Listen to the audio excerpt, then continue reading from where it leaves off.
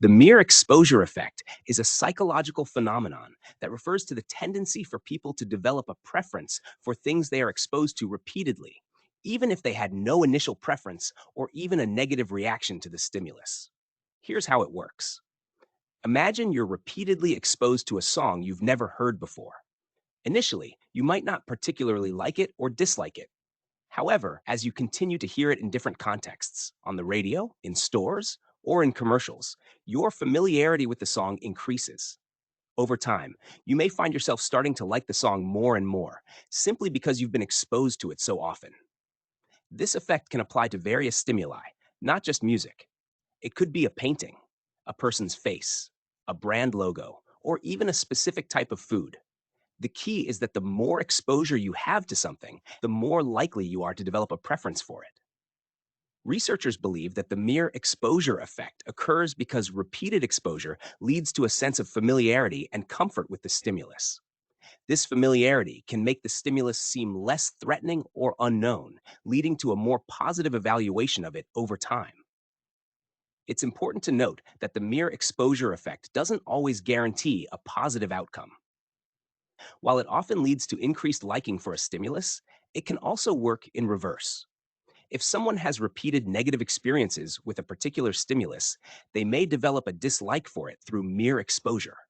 Overall, the mere exposure effect highlights the powerful role that familiarity plays in shaping our preferences and attitudes towards the world around us. Certainly.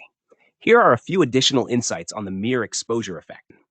Threshold of recognition.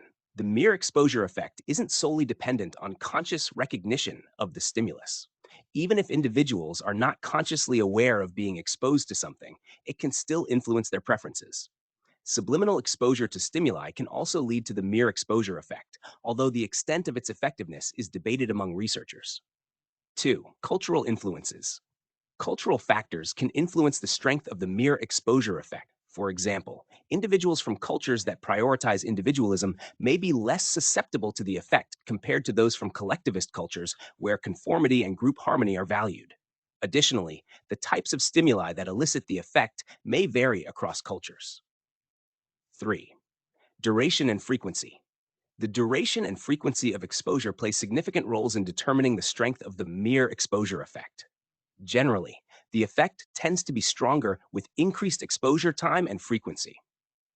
However, there may be a point of diminishing returns where additional exposure does not lead to further increases in preference. 4. Reversal of effect. While the mere exposure effect often leads to increased liking for a stimulus, it is not absolute. Factors such as negative experiences, changes in context, or competing influences can lead to a reversal of the effect.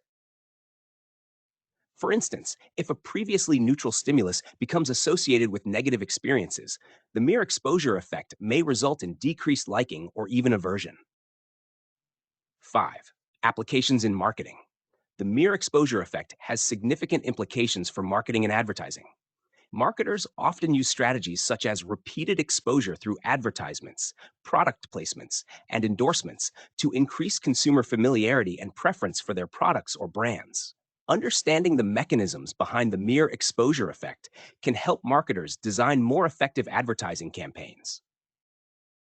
Overall, the mere exposure effect is a fascinating phenomenon that highlights the role of familiarity in shaping human preferences and behaviors, and with implications across various domains, including psychology, marketing, and media.